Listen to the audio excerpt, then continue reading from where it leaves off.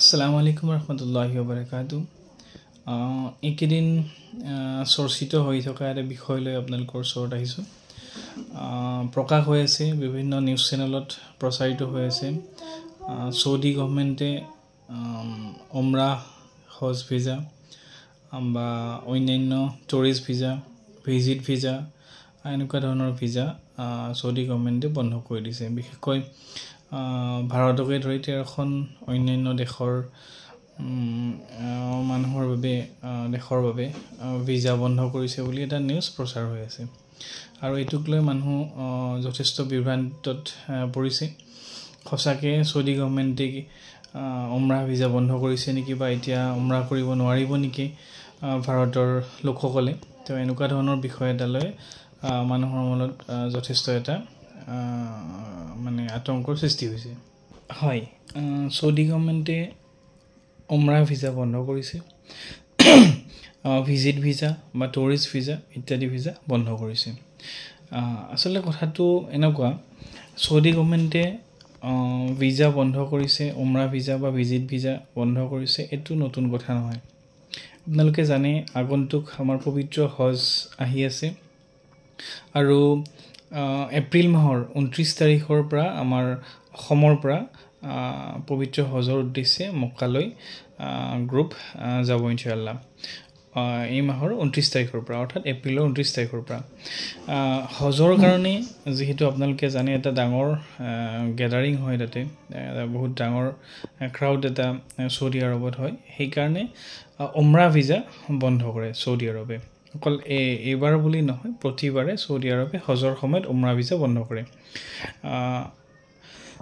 আৰু এইটো নিউজ চেনেলে এনেকুৱাকৈ দিছে যে সৌদি গভৰ্ণমেণ্টে প্ৰথমবাৰৰ বাবে উমৰাহ ভিজা বন্ধ কৰিছে, আৰু নিউজটো এনেকুৱা ধৰণৰ প্ৰচাৰ কৰিছে যে এতিয়াৰ পৰা উমৰাহ কৰিব নোৱাৰিব।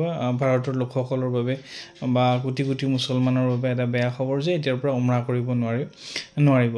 কিন্তু হজৰ সময়ত আপোনালোকে জানে, হজৰ সময়ত অকল উমৰাহ ভিজা সৌদি গভৰ্ণমেণ্টে নিদিয়ে।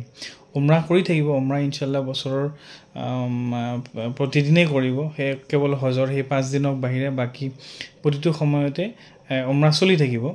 কিন্তু অকল উমৰাহৰ কাৰণে, উমৰাহ ভিজা উমৰাহ কৰিবৰ কাৰণে সৌদি গভৰ্ণমেণ্টে পাৰ্মিশ্যন নিদিয়ে। এইটো আগৰ পৰাই চলি আহিছে।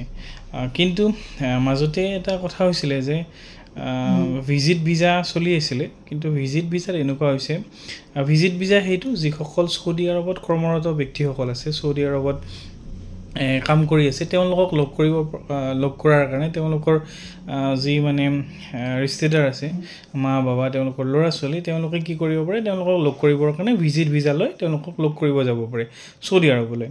তো তেনেকুৱা সময়ত কি হৈছিলে, হজৰ সময়ত বহুত ভিজিট ভিজা লৈ, বা হজৰ আগতে গ'ল তেওঁলোক ভিজিট ভিজা লৈ গ'ল, কিন্তু তেওঁলোকে সৌদি গভৰ্ণমেণ্টৰ পাৰ্মিশ্যন নোলোৱাকৈ তেওঁলোকে কিছুৱে হজ কৰিছিলে, আৰু যিটো ধৰা পৰিছিলে, আৰু সেইকাৰণে বৰ্তমান সৌদি গভৰ্ণমেণ্টে ভিজিট ভিজাও বন্ধ কৰি দিছে।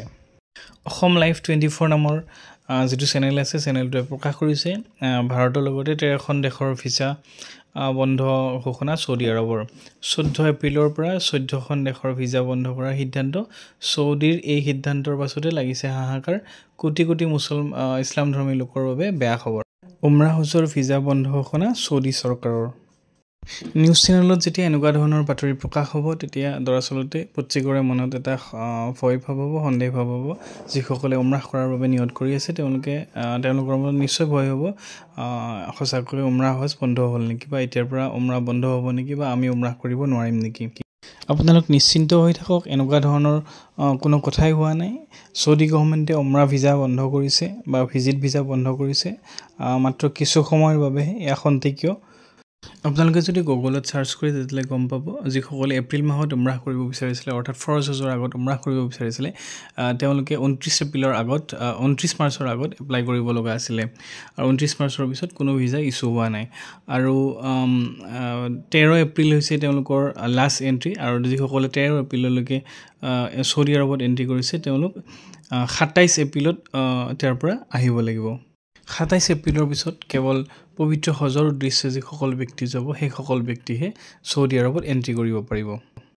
এতিয়া হয়তো আপোনালোকৰ মনত প্ৰশ্ন হ'ব পাৰে উমৰা ভিজা কেতিয়া খোলা দিব আপোনালোক নিশ্চিত থাকক ইনশাআল্লাহ অহা 1 মহৰমৰ পৰা অৰ্থাৎ জুন মাহৰ 26-27 তাৰিখৰ পৰা উমৰা ভিজা খোলা দিয়াৰ পূৰ্ণ সম্ভাৱনা আছে হয়তো 2 দিন অকাপিছা হ'ব পাৰে কিন্তু আপোনালোকে নিশ্চিত থাকক অহা জুলাই মাহৰ 1 তাৰিখৰ পৰা ইনশাআল্লাহ উমৰা ভিজাৰ বাবে উমৰা ভিজা খোলা দিব আৰু উমৰাহৰ কাৰণে সৌদি আৰব আপোনালোকে যাব পাৰিব আপোনালোকলৈ অনুৰোধ ভিডিঅ'টো যিমান পাৰে শ্বেয়াৰ কৰক যাতে যিসকল ব্যক্তি এতিয়া হকুজাত আছে উমৰা হজ বন্ধ হোৱা বুলি যিসকল ব্যক্তি ভয় খাই আছে সেই সকল ব্যক্তিলৈ যাতে এই ভিডিঅ'টো পায় আৰু তেওঁলোকৰ যাতে যিটো হকুজা আছে সেই হকুজা যাতে দূৰ হয়